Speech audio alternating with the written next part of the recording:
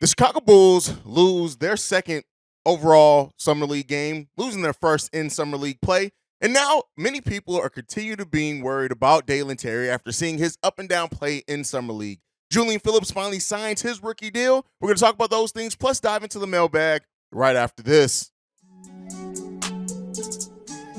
You are now tuned in to Chicago Bulls Central, your number one place for all Chicago Bulls news and content.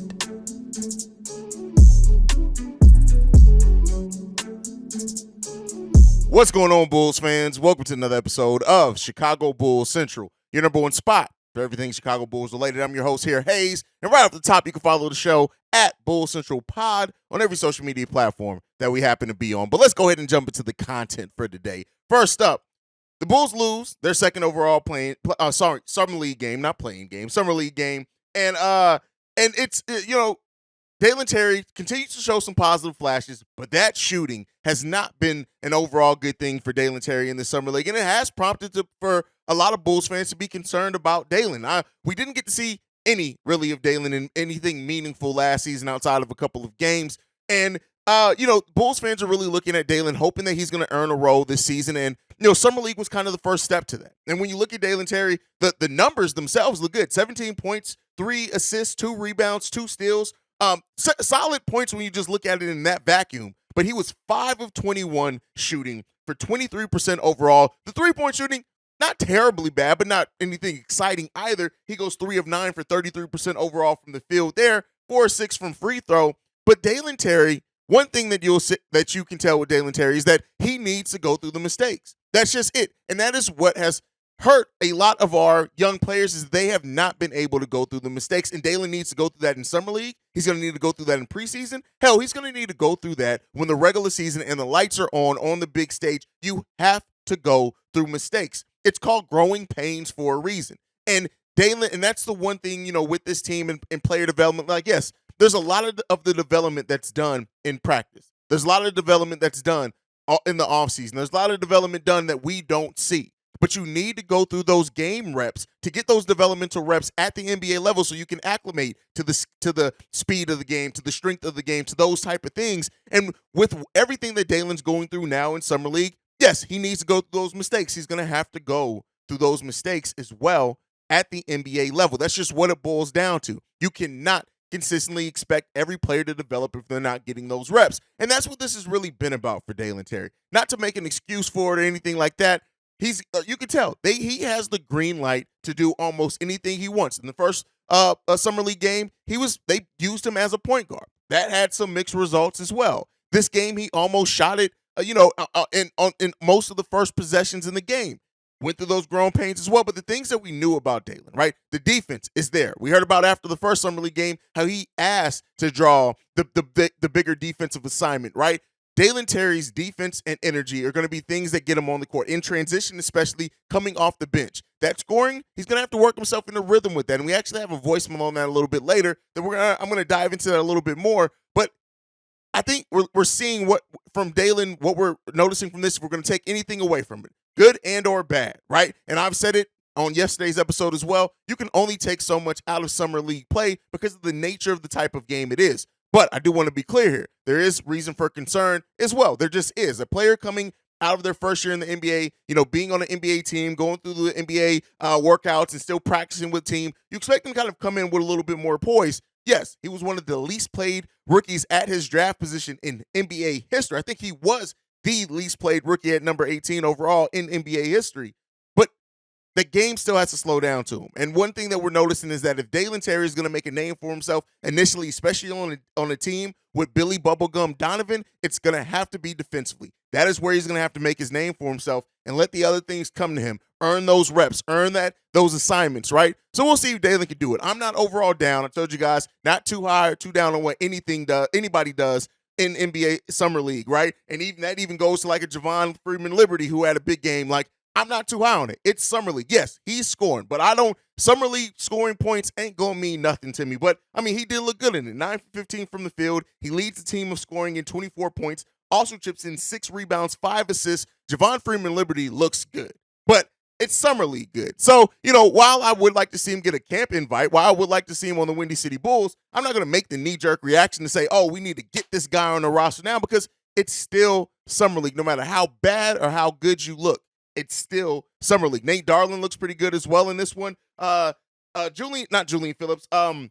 Henry Drell didn't look as good in this one. He didn't get as many opportunities, only 6 shots. He was 1 for 6 in this game as well. Jonte Porter goes 3 of 3, 7 points. He didn't get a lot of minutes, only 14 from him in this game.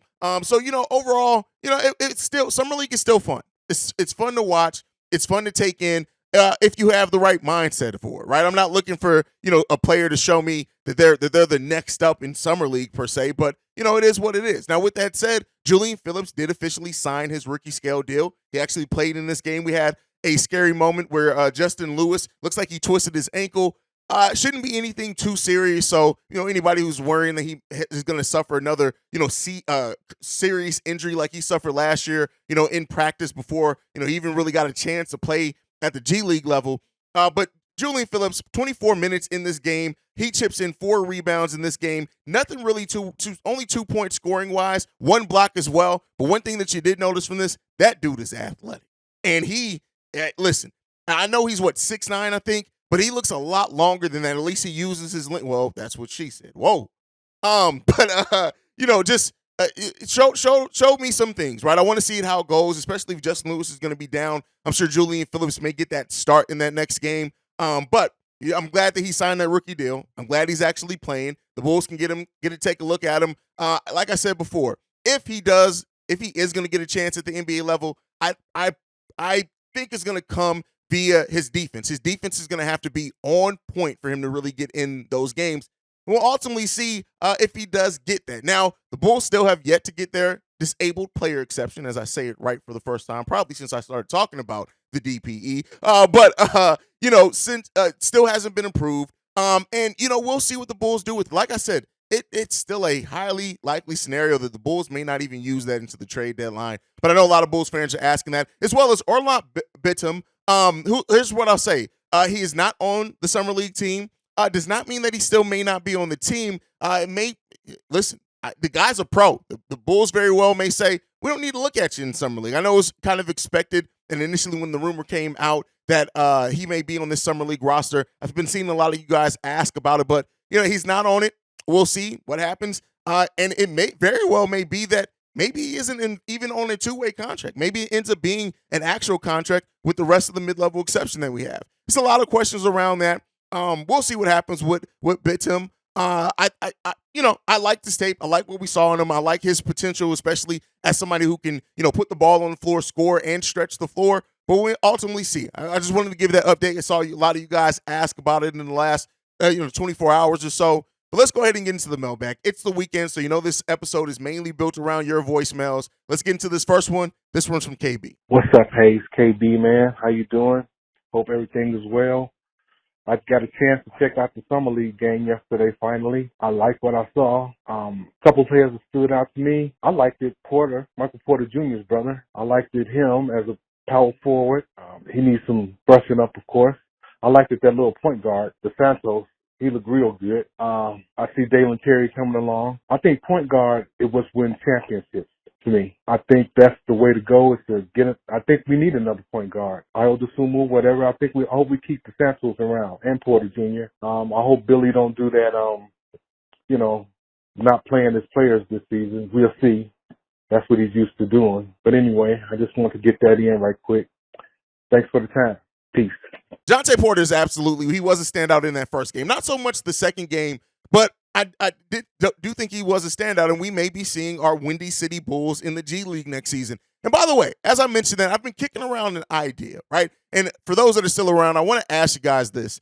How would you feel about weekly updates on G League? Now, I'm not going to do like any post-game shows, anything like that for G League games, but I know not everyone really gets to watch the G League. So I think I may, add in like a G League report and maybe make that like an exclusive episode, like maybe midday Sundays or something like that, where I kind of go over the last week of G League kind of standouts, things like that, show some highlights. Let me know what you guys think. I always say we're the number one spot for everything Chicago Bulls, but I have pretty much left out Windy City Bulls coverage since I started the platform. Let me know what you guys think about that. But continue with this voicemail. Yeah, Jonte Porter has definitely stood out in Summer League. And overall, kind of the thoughts from Summer League, a lot of the players have shown some skill. And I really do hope, and my biggest thought process, even behind the question I just asked about having the G League report, is that I really hope that as we put a priority on player development, that the Bulls really start using their G League team as a developmental system. I mean, we've kind of seen it hasn't been successful. We saw it with Marco, right? I think that was the plan for Justin Lewis,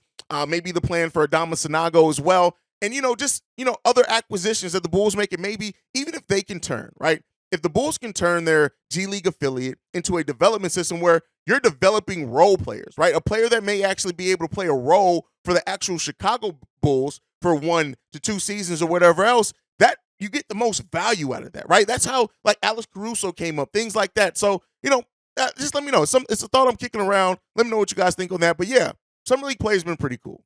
Let's get into the next one. This one's from Noble. What's up, Haize? This is Noble, man. I'm not even sure if this is on topic, but I love me some Ayo Dosunmu, and I hope we don't get rid of him before we develop him. I think that cat has a lot in the bag to be discovered, and I do believe that if we let him go, we'll see him somewhere like in Toronto, shining, in their development program, looking good. I think we should think twice about letting that guy go, and it does help that he's a Chicago product. But, man, hey, love the show. Peace out. Ayo Dosunmu. Actually, the next couple of voicemails are on Ayo Dosunmu. And here's what I'll say about Ayo. I still like Ayo.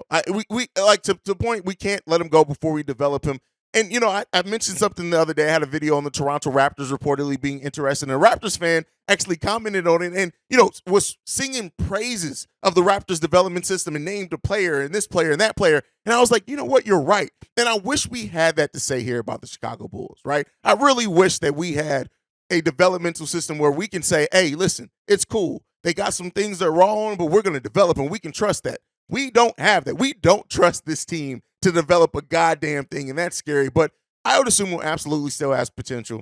And I think as free agency goes on, especially as you're looking to fill out your roster and your bench, Ayo still has that, and especially defensively. And I would still say, as somebody who watched him in college, he still has a lot of offensive upside as well.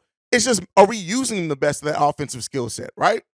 We'll see, man. I hope Ayo stays here. It has to be on the right deal. And like I said before, it's a very high probability that he stays here, but it's on the 1-year qualifying offer. And then at that point, he's an unrestricted free agent next offseason.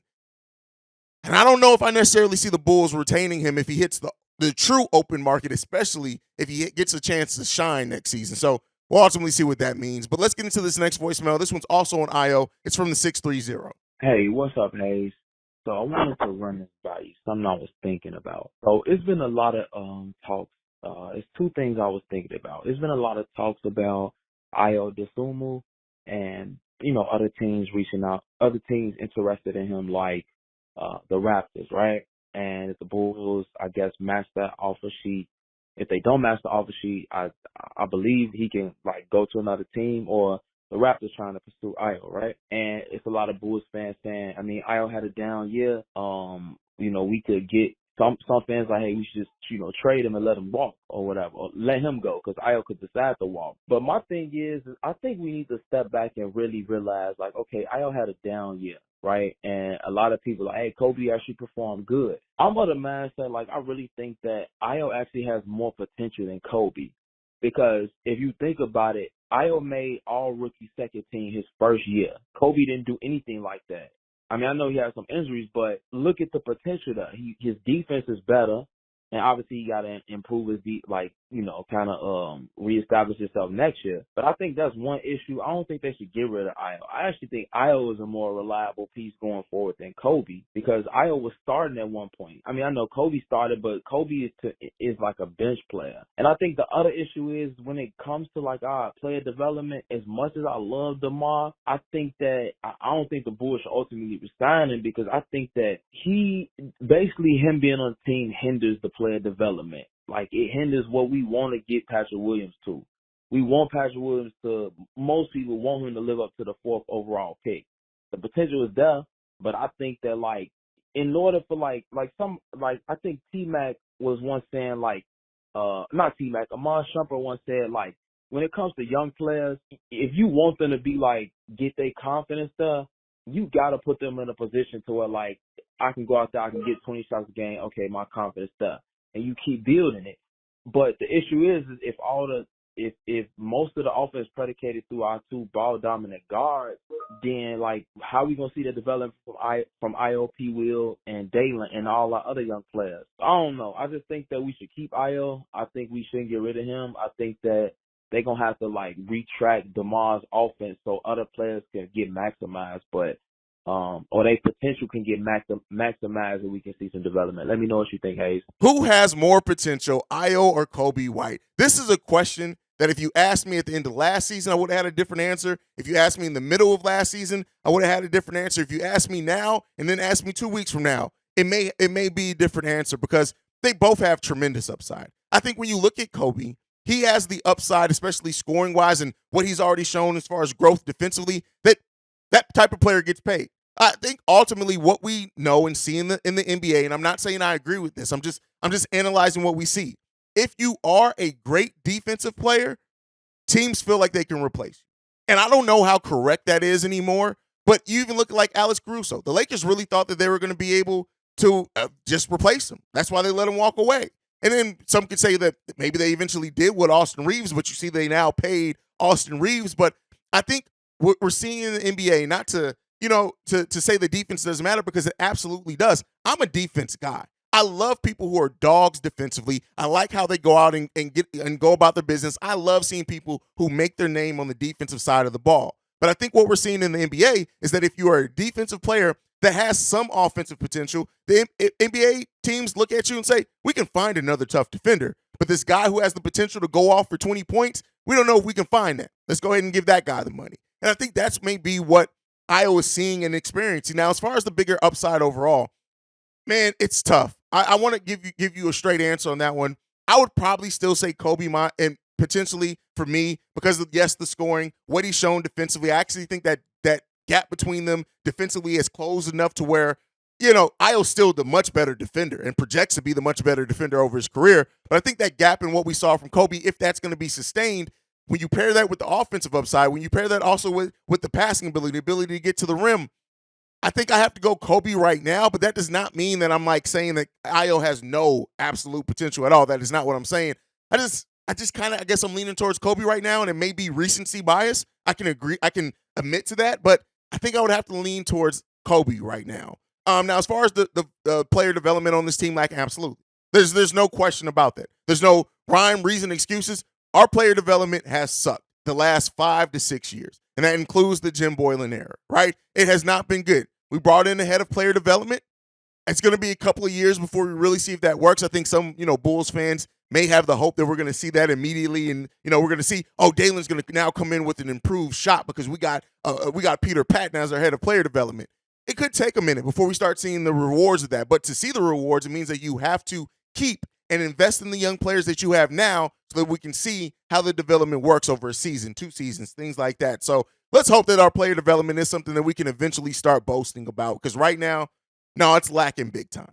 All right, let's get into this next voicemail. This one's from Matt. Yo, Haize, what's going on, man? It's Matt, 847. Man, I don't think I've called in since the draft. Just wanted to say, man, keep going crazy. Watched all the draft coverage, watched all the pods. I also seen you on CHGO, super dope. They're actually the ones that kind of put me on with you and Pat. And I've been watching them, man. You guys pretty much daily, ever since you took over lockdown and everything with Bull Central too, man. Just keep it going, man. I see you guys on the homepage going crazy. But I'm calling in, man, to actually just kind of get your opinion on something. I have a question kind of for you here. I was, taking part in like Daniel Greenberg's Twitter Spaces. He let me on there to talk for a little bit, just kind of listening to a bunch of stuff. It's all about. Today's call is kind of all about Ayo, man. I think the way it's looking right now, as much as I would love Ayo to be back, and I don't know where his playing time is really going to get carved out. I think there's a lot of people, especially like when I was, like I said, on Daniel Greenberg's Twitter Spaces, and everyone was talking about it, putting their questions in. Everyone's saying, they think it's Ayo's job to lose, or it's Ayo who needs to go. And, I feel like I'm kind of stuck in the middle. But I do see what people are saying when they say he has to go, because it kind of seems like he's the only guy out of our guards that kind of has to prove it still. Kobe just got paid like he sort of proved it. And obviously Zach. Javon Carter, we just paid because he's proved some things over on like a championship level team. Alex Caruso's proved some things. And, it's like, where's Ayo's playing time going to come? Even if, Caruso has another 40 to 50 game season that he plays in, still doesn't seem like there's going to be much room for Ayo with Kobe, Javon Carter, maybe Caruso, maybe even Carly Jones. I don't think we've got the news on him yet. I mean, I don't know. And I was just wondering what you thought about that. And then, to kind of, finish it out. What do you put as the Bulls' projected starting five on opening night? I know it's early, but I think it's kind of interesting at this point in the offseason. The way they gave Ayo the job last year over Kobe because Lonzo was out, I could see Billy Donovan maybe going Javon Carter. You get the guy that can play the defense, which is why he put Ayo in, and he can shoot better, which is what you're waiting for Ayo to develop with. Then obviously you go Zach, DeMar, you got Vooch at the 5, and then the 4 is probably the other question. You go Pat. Has Pat Williams earned it? You would go Caruso. Opening night, keep it small, or maybe even Torrey Craig now, someone who's kind of proven that he can do it on pretty good teams. He can be that role player that can stretch the floor a little bit with your main 3. What would you have to, say is that starting 5 opening day? Thanks, man. Appreciate it, Haize. Take care, man. Is Ayo Dosunmu redundant? I would say yes and no to a degree, right? As long as you have Alex Caruso and what he's able to do defensively at that guard position, and you add Javon Carter, who's a defensive dog as well, there's enough to say that. But both those players are older players. Alex Caruso isn't much old, but they're older players. Ayo is 4 years younger than Javon Carter. And so because of that, I don't necessarily think it's redundant. And also I want to add into the fact that we know Alex Caruso can guard 1s, 2s, and 3s, and some smaller 4s. And because of that, it could get Ayo minutes just because you can play a lineup of Kobe, Ayo, and Alex Caruso coming off that bench, right, with Torrey Craig as your 4. And I could see the Bulls absolutely running with that. Now, Dalen Terry's growth absolutely is maybe the player that really answers that question. Because if Dalen Terry is ready defensively, we already talked about offensively, it's going to be a while before that game slows down for him. But if Dalen Terry is ready defensively and how versatile he can be defensively, guarding 1s, 2s, and 3s as well, then that's where we start getting to maybe Ayo Dosunmu is redundant. And that may be the question that the Chicago Bulls are asking themselves right now as well, right?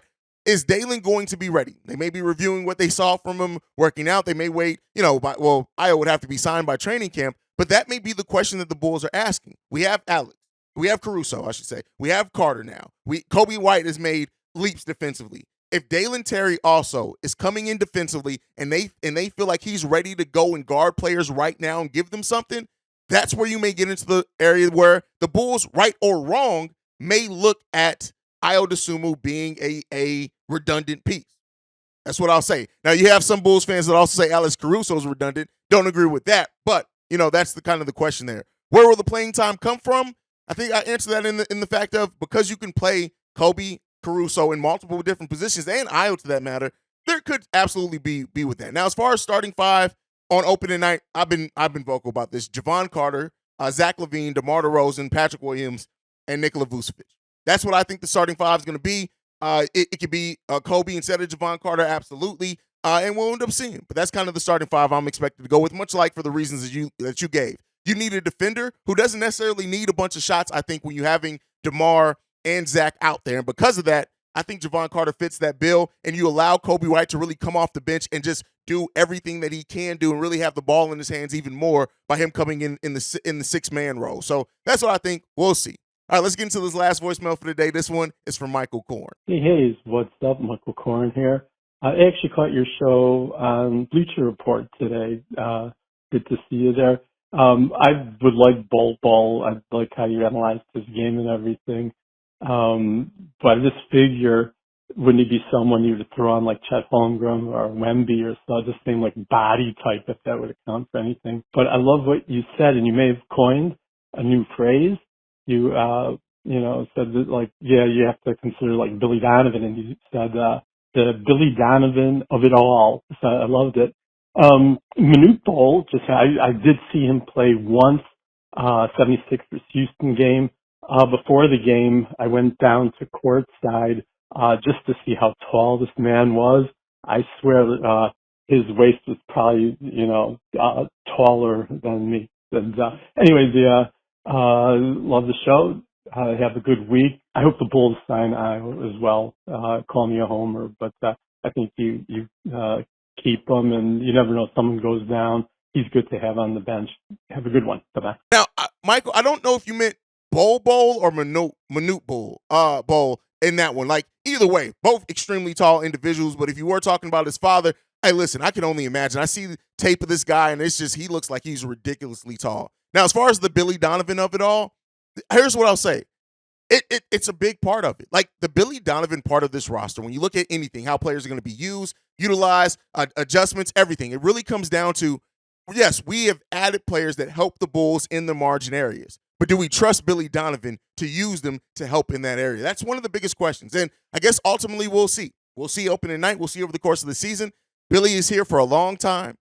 Not a good time, unfortunately, it seems like for Bulls fans, but he's going to be here for a long time. And ultimately, we'll see, man. We'll see. And I would think that Billy Donovan will also want to use players better because that would lengthen his time here at the Bulls. If you have a Dalen Terry develop under you, if you have a Patrick Williams hit their ceiling while you're the coach here, it really helps out the coach as well. Let's see if they can get the most out of it, man. But that's it. That's my time for today. I'll have another video up today, later on today, on Javonte Green, actually. So make sure you guys stay tuned in for that. But that's my time. Make sure you follow the show at Bull Central Pod. You can send us any feedback, questions, comments, concerns, bullcentralpod@gmail.com. Lastly, we'll leave a text message and our voicemail. You can do so at 773-270-2799. We are the #1 spot for everything Chicago Bulls related because of you guys. And like I like to end every episode on, go Bulls. Love you guys. See red if you can, y'all. Peace. This has been a presentation of the Break Media.